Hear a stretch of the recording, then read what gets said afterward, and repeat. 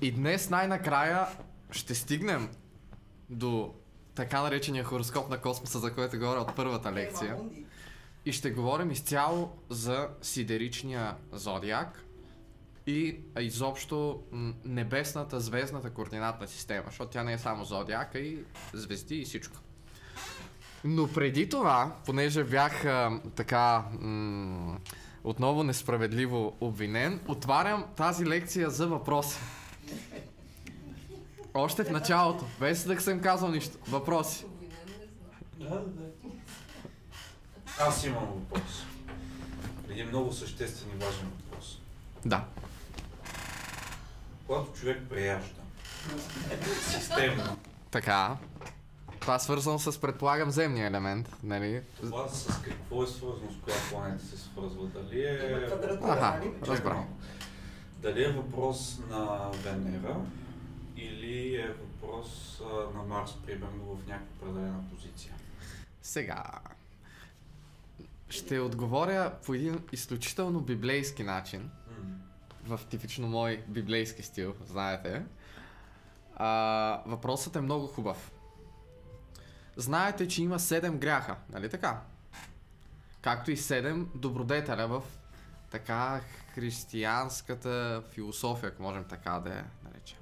Сега, аз понеже не си спомням, нали точно, но искам да отворя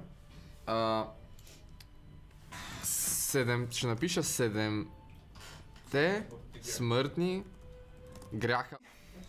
Вижте тук какъв зодиак са ни направи. 7-те смъртни гряха, тук сложени в такива сфери, нали, много интересно. Но, гледаме ето тук, ето тази табличка.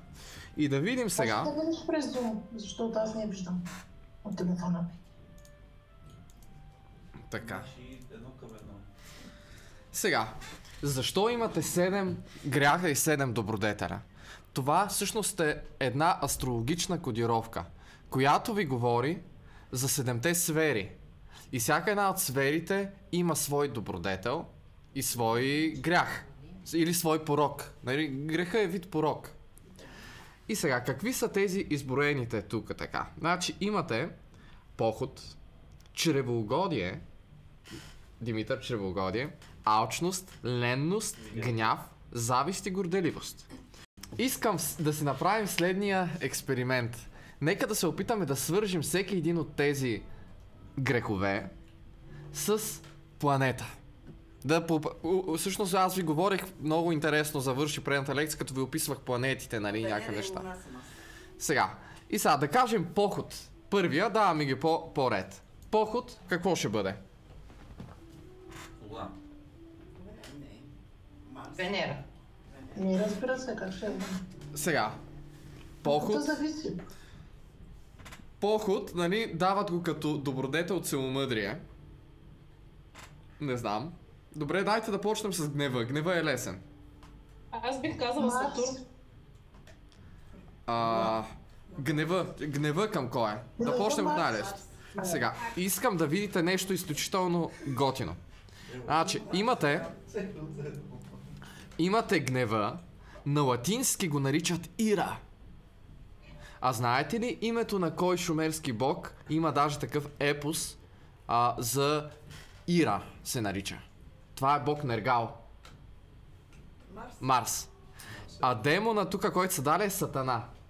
Тоест, ние знаете, че в античната култура дявола Сет, т.е. е Марс. Т.е. червения бог, звяра, така нататък. И гневът е неговото нещо. И сега търпението казва, че е неговия добродетел. Сега...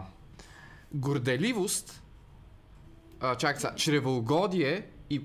Чакай сега, имаме... Да, чревоугодие. Сега за чревоугодие... Какво може да бъде това нещо? Венера или Луната. Точно така, точно така. Значи чревоугодие дават Луната, защото тя управлява земната, тея инстинктите, животинчето в нас, нали? Луната.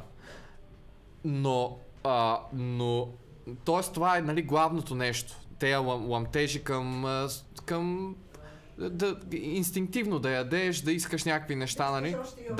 Да, като едно кученце, такова, където е пред някаква... Значи това е Луната.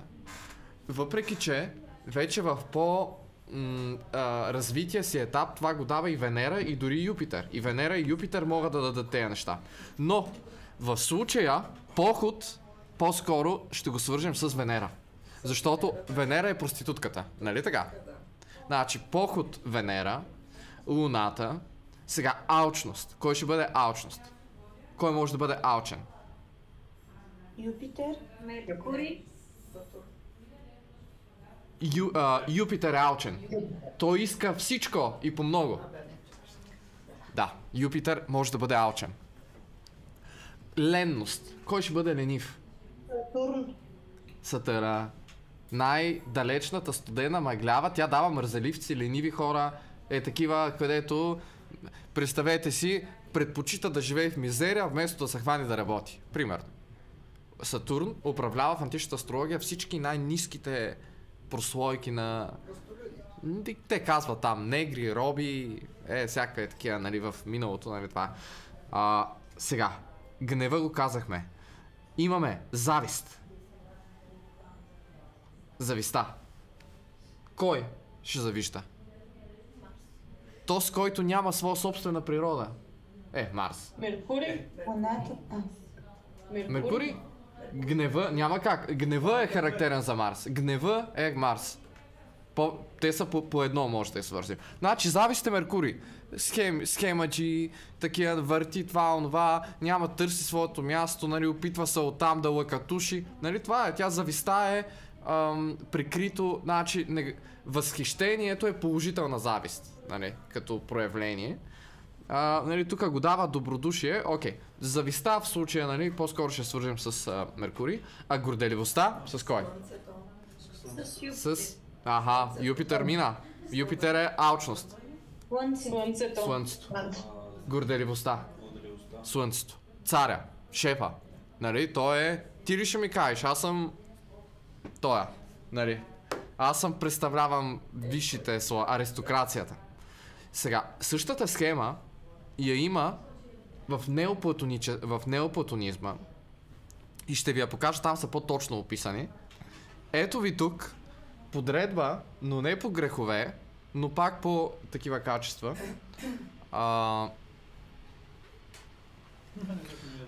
Сега, имате подредбата на планетните сфери по пророци. Това е неоплатоническа концепция.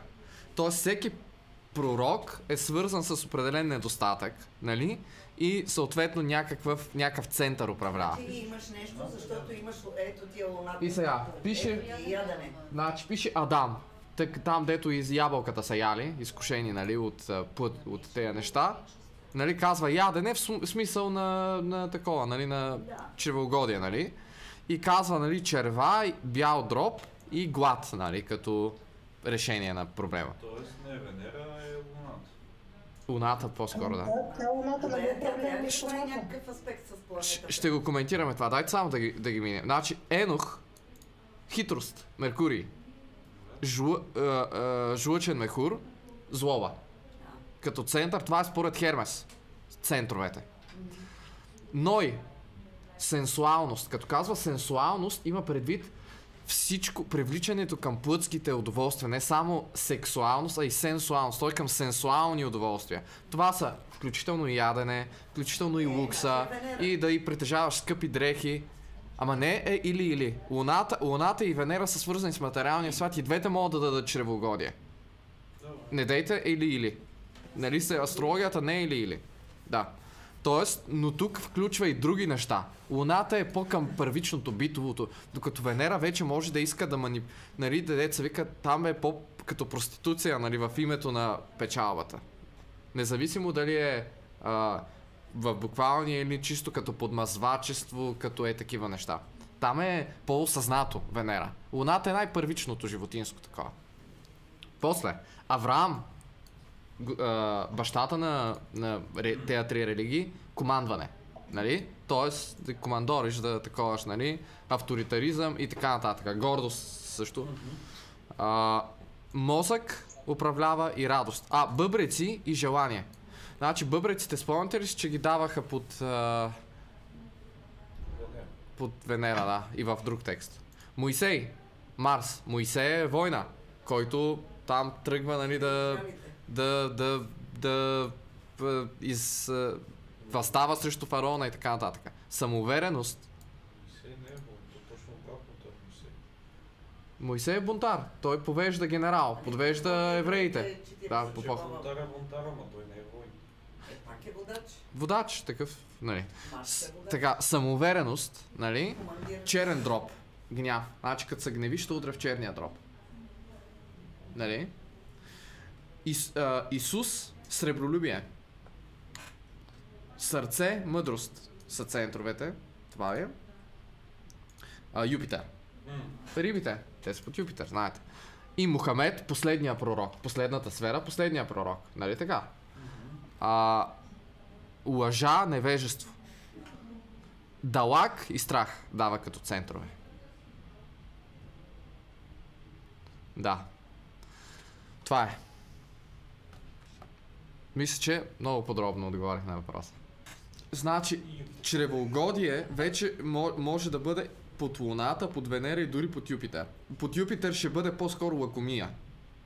Той за това питам. Под Венера ще бъде такова ще бъде те за удоволствието, защото ти харесва, нали, сладкото е така, нали, просто ти доставя удоволствие психологически. Луната е вече да мумаш е такова от неосъзнатост и от първичност. Сега, драги хора, в миналата лекция ви описах подробно видовете достоинства, които ги така групирахме на 4 основни вида и говорихме по-пряко за тропическите и логиката за екзалтациите и паденията. Нали? За митологичните ще говорим в бъдеще. Сега идва ред, за триплицитетите също ви обясних, те са свързани с 4 стихии. И днес ще говорим за сидеричните такива. Сидеричен буквално означава звезден. И аз ви бях казал, че много се чудех, що се отнася до елементите. Аз с Румен Колев, даже миналата седмица бях чул специално да говорим по тази тема. За стихиите на знаците, откъде произлизат стихиите, защо са такива, нали, защо не са други, дали трябва да се променят или не, дали са свързани с отново с тропическата година или не. И, нали, той ми изведе една доста така проста логика. Нали, според него трябва да са фиксирани стихиите, т.е. да си познати, и неговата логика е, че самия зодиак, самите животни, които са изобразени там, са изобразени така, че да символизират едновременно характеристиките на този звезден участък, нали? Същевременно и най-близката стихия. И ми даде следния пример. Какви може да са рибите, ако не е водни, или какъв да е рак, ако не е воден, или пък бика или козирога, ако не е земни. Каква стихия би им сложил? Или пък лъва, нали, ако не е огнен. Тоест те са, самите животни са нещо като изразност на тези елементи. Съответно, човешките забелязваме, че са въздушни пък, нали? Тоест водолея, близнаците, нали така. Въздуха е интелектуалността, нали, силата, хищничеството и лидерството пък, нали, са присъщи на огнените, т.е. овена, нали, лъвът и стрелеца. Те са единия е ловец, другия е овена е доста интересен, той е свързан с златото най-малкото, нали, златното руно. За лъва е ясен, царя на животните. За Скорпиона, както винаги, знака на противоречието на Марс, нали, малко нещата пак са смесени, защото то е знакът на трансформациите и прочее, т.е. той е обикновено Скорпиона го свързване с пустинно животно, с горещината, нали така? Макар че сигурно си има и водни скорпиони и някакви такива, но там е малко противоречиво, нали? Пък и знаем, че водната стихия на Скорпиона е доста гореща, т.е. то е нещо като нагорещен гейзер там, по-скоро трябва да се раздеща. Но за всички, по тази чисто символична логика, много лесно, нали, може да си отговорим. Но обаче на мен не ми беше достатъчно естествено това нещо и потърсих източници, които да говорят. Рових се, нищо не намерих. Тоест намерих едно нещо обаче, което беше изключително категорично казано. защото беше обрисувано, не беше много обяснено защо е така. Тоест имат си концепция, но беше категорично казано. И това е един текст от Абу Машар. Кой е Абу Машар? Абу Машар е ирански, разбирайте персийски астролог от 8 век. Изключително най-известния, най-популярния, най-якия такъв от Близкия изток астролог, който е живял 98 години, Юлия. Според някой дори 100, но за 98 е сигурно. Бил е такъв супер лъжан и се запава по астрологията на 40 няколко годишна възраст, провокиран от някакъв негов приятел, философ тамошнен, който там с неоплатонизъм нещо и там спорили, знам си какво, такава историята. Сега може да потърсите кой е Абу Машар. Та този Абу Машар всъщност може да се каже, че възражда под някаква форма античната астрология в арабския свят. Докато тук светата инквизиция ни гони и ни гори наклада и потиска всичко, на изток арабите спасяват астрологията и до някъде, нали, запазват голяма част от тези знания. Тези, които сега западния свят им се присмива и казва, че са как се казва, терористи, са били те първо, че са бащите на два знания, второ, че в това средновековие, където всичко се унищожава от нашия уж цивилизован европейски свят, там е било нещо като някакъв спасителен такъв остров, нали, на окултните науки, специално за астрологията. Има доста текстове, запазени на арабски език, където никъде не мога да ги намериш. И въпросният Абу Машар има един текст, с който ще започнем днешната лекция. Той говори за нали, текста говори за започва, той е доста дълъг, аз съм няколко точки, които ще ви бъдат интересни, съм подготвил. Почва за значението на Сатурн и Юпитер в Солара. Той всъщност възражда соларния хороскоп като цяло. Как да се тълкуват някакви неща. После говори за сигнификаторите на астрологията, после за приятелството и враждебността между планетите. Съответно, познаците е много интересно, защото ви говори за някаква логика, която ние можем, нали, да използваме, когато се чудим един аспект дали е добър или лош, кои планети с кои са приятелчета, с кои врагове, и го дава пред 3-4 гледни точки. И ги свързва всички тези неща с владенията им по знаци, т.е. с сидеричния зодиак. И този текст, нали, започва последния начин. Казва, когато Сатурн преминава от един знак в друг, той проявява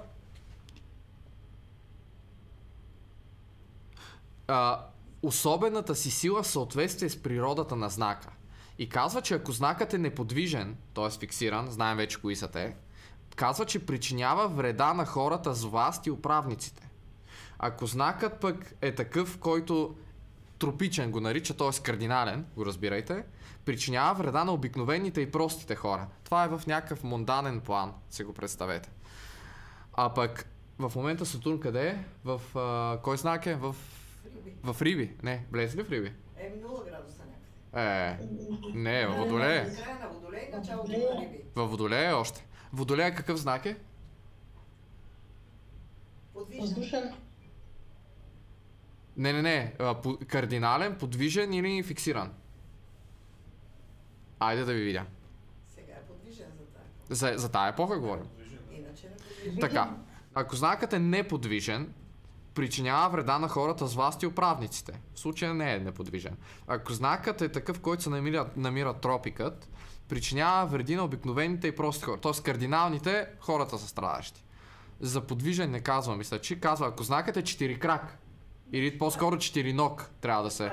Вреди на 4 краките животни, на 4 ногите. Ако е земен, вреди на растенията. Ако е воден, причинява вреда във водите. Виждате ли как тълкува нещата?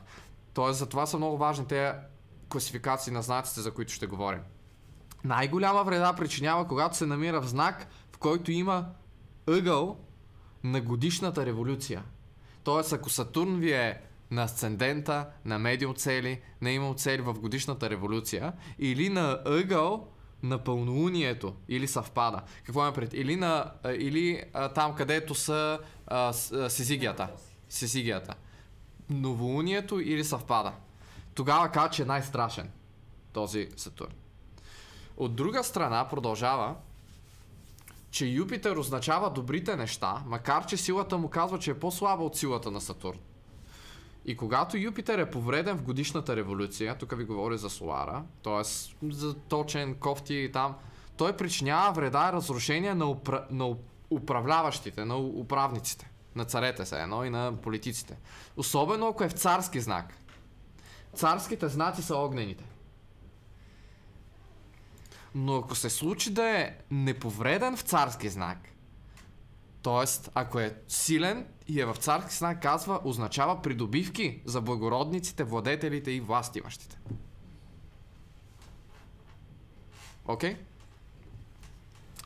И последно, нали, на тази тема така започва, просто сметах, че ви е интересно заради Солара и препратките, защото мога да си видите във вашия Солар дали Сатурн е на ъгъл, дали Юпитер е в огнен знак, дали е в четириног, в еди какво си и така нататък. Здравей!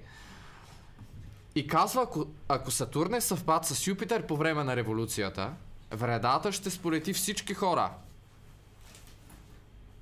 Значи Сатурн съвпад Юпитер, това където на 19 години се случва, нали? Ако са в средния дом, владетелят на тази земя ще умре, казва. Тоест, ако е в средния дом, т.е. на медиум цели, казва. Горе. Ако са в четвърти, причинява разрушения, събаряне и разбиване на сгради и градове. Тоест разрушенията ще са причинени от, нали, ще се руши града, там инфраструктурата. Ако са в седми дом, вредата ще засегне жените. Ако са в девети или трети, вредата ще засегнат храмовете, светилищата и монасите.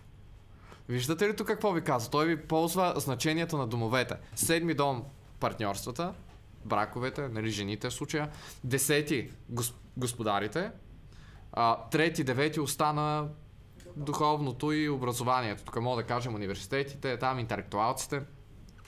Тоест, това може да го ползвате нали, да си го развиете. И така започва текста. Сега, после обаче, почва вече да говори за основното, за което, нали, ще говорим, а именно за основните сигнификатори в астрологията. И казва, че те са два основни вида. Едните са постоянни и неизменни, а другите временни и променливи. Това, което аз ви го говорих, сега го откривам в текст. Както за тропичния, променливия и така нататък. Но има и такива, които са фиксирани и непроменливи. Нали така? И казва, знаците, отнасящи се до... т.е. сигнификаторите, свързани с природата на знаците и природата на звездите, като казва природата на знаците, има предвид на съзвездията, на зодиака, са постоянни, казва, защото огнените знаци остават завинаги огнени. Земните земни, водните водни, а въздушните въздушни. Тук ви казва завинаги. Слага ги към непроменливите. Казва, те не променят природата си, както и звездите не го правят. Под звездите има предвид планетите. Включително и неподвижните звезди също. И казва, защото Слънцето винаги означава царе, благородници и управници, независимо в кои епохи и така нататък. Тук резюмира ви пак някакво кратко значение на планетите. И Юпитер винаги означава религия, учение, справедливост, радост, милосърдие, късмет, богатство и надежда. Марс винаги означава военни неща, неща свързани с война и убийства, хора без добра репутация, гняв, нестабилност, грабеж и кражби. Ако търсите някаква тема, я намирате по това.